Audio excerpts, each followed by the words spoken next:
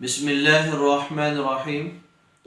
آج کی ہماری نشست کا سوال وہ دودھ پلائی کی رسم کے متعلق ہے۔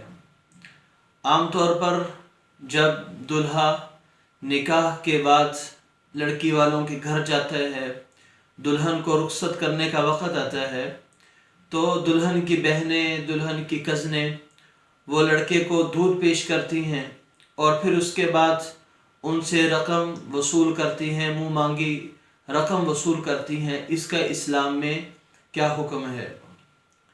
سب سے پہلی بات تو یہ ہے کہ یہ رسم اسلام کے ساتھ اس رسم کا کوئی تعلق نہیں۔ یہ رسم محض اغیار ہندوؤں سے ملی ہوئی ایک رسم ہے جس کو مسلمان بڑے زور و شور سے ادا کرتے ہیں۔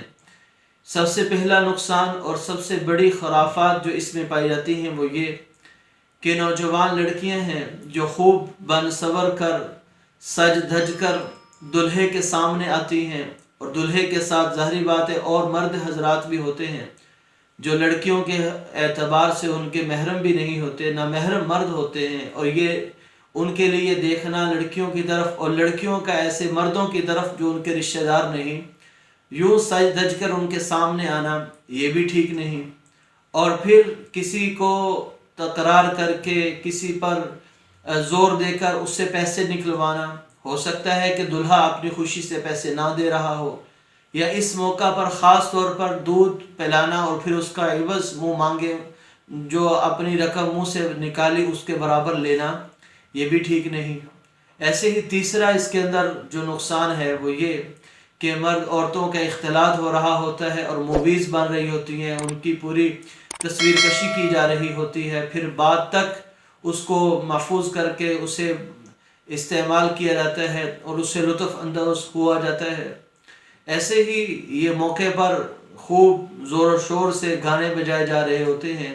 تو یہ ساری وجوہات کی بنیاد پر دودھ پلائی کی رسم یہ ناجائز ہے، اس کا چھوڑنا بہت ضروری ہے۔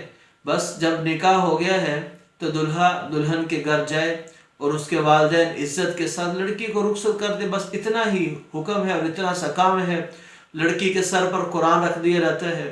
اب یہ لڑکی جس نے ساری زندگی قرآن کو کھول کر نہیں دیکھا، قرآن کے احکامات کو نہیں سیکھا، اب یہ لڑکی قرآن کے سائے میں جا رہی، بھئی اس کا قرآن کے ساتھ کیا تعلق؟ ہاں اگر قرآن کا سایہ دینا تھا تو اس کی تعلیم دیتے، قرآن کا سایہ دینا تھا تو قرآن کے احکامات سکھلاتے، وہ تو اس نے سمجھے سیکھے نہیں۔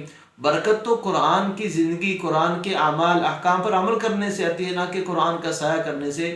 تو یہ بھی ایک رسم ہی ہے، اس کا اسلام میں کوئی تعلق نہیں۔ اللہ تعالی ہمیں رسومات سے بچ کر شادی بیاہ کے فنکشن کو کرنے کی توفیق عطا فرمائے۔ وآخر دعوانا ان الحمد للہ رب العالمین۔